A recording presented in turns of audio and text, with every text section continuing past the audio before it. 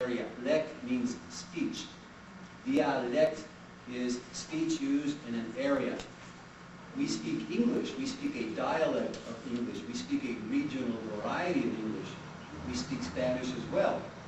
We speak a regional variety of Spanish. We speak a dialect of Spanish.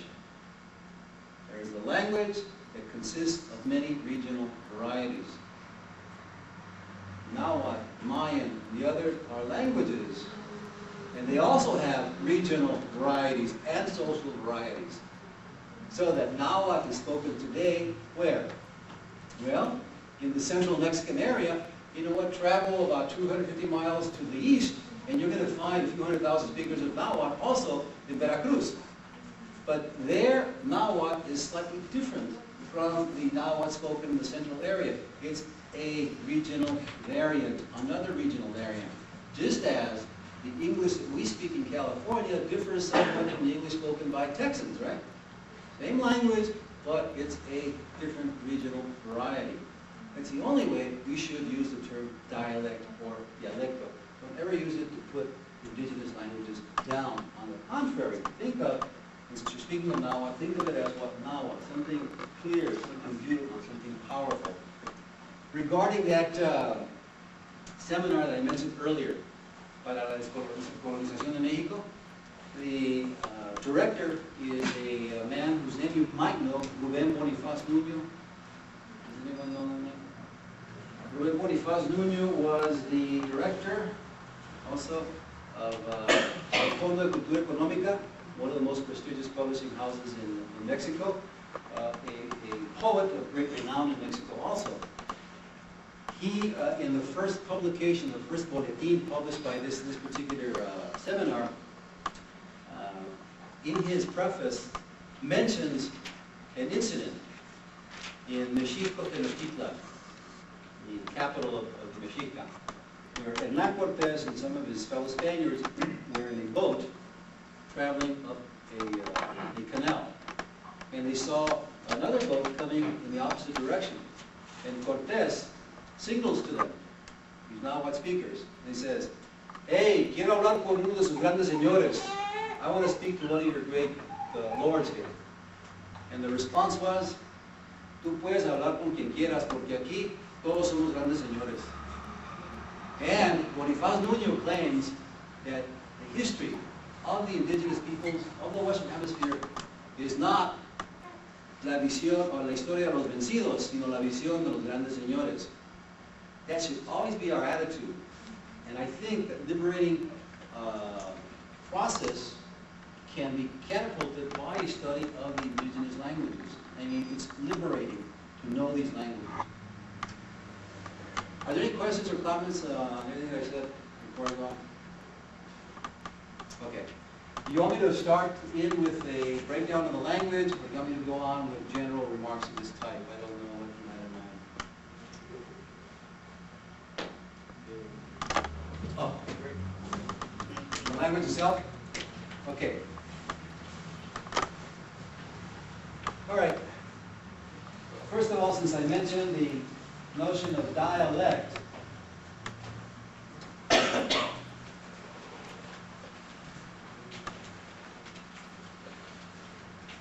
regional speech, we have to consider that the language itself, Nahuatl, has several regional varieties and social varieties as well. I mentioned already that in central Mexico, the Nahuatl language is spoken today.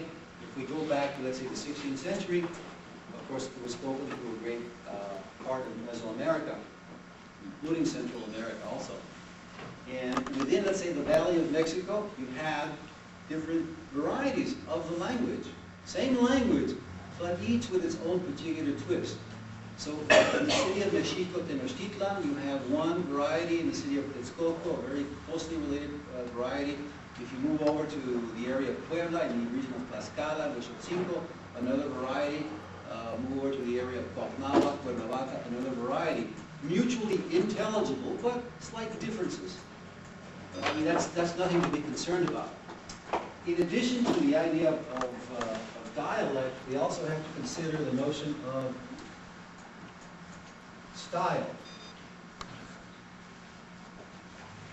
which is very closely linked to register. Register refers to the actual context, style, to the form of the language that you use. I'll give you an example of things in Spanish.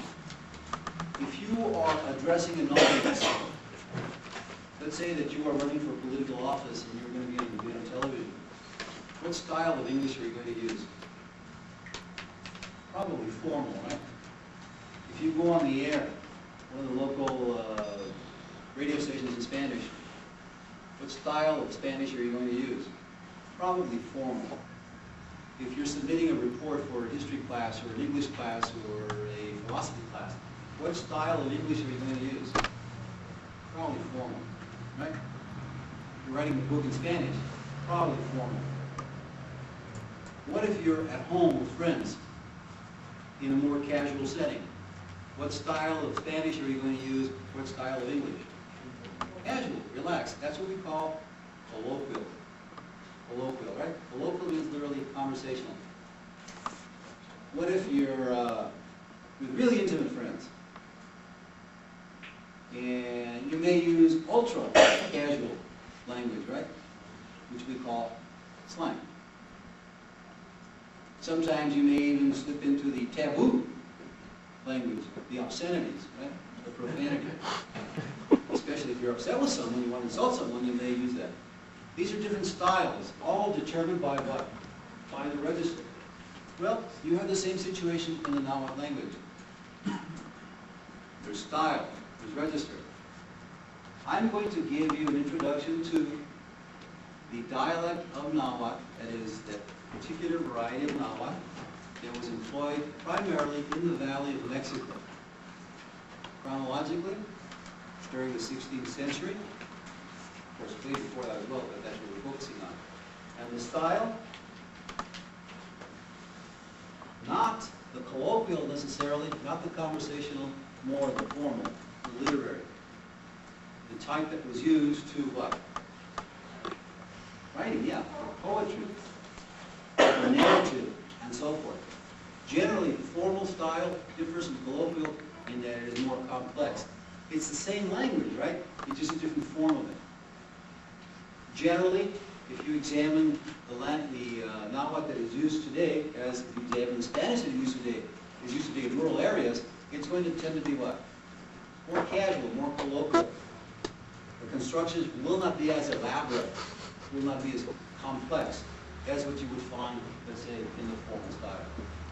And just to clarify the point a bit more specifically, the breakdown reflects the language as it is manifested in documents such as these, the primeros memoriales, I'll explain what these are in a second, the Florentine Codex, I'm sure you have a Cantar Mexicano somewhere around here, documents that are transcribed using Latin letters because they were recorded in the 16th century. We have to consider the following. There was an indigenous writing system, which actually continues to be used. There is a professor, Joaquin Galarza, I don't know if you're familiar with him. He works half of the year with the Musée de l'Homme, Museum of Man in Paris, and half of the year with the School of Anthropology in Mexico City. And he on his own has been doing quite a bit to promote the use of the traditional hieroglyphic writing system and to teach it. He offers seminars and workshops on his own in Mexico City. There was an indigenous writing system. As a matter of fact, there were several types of writing used before the coming of the Spaniards. And the indigenous languages were represented using these systems.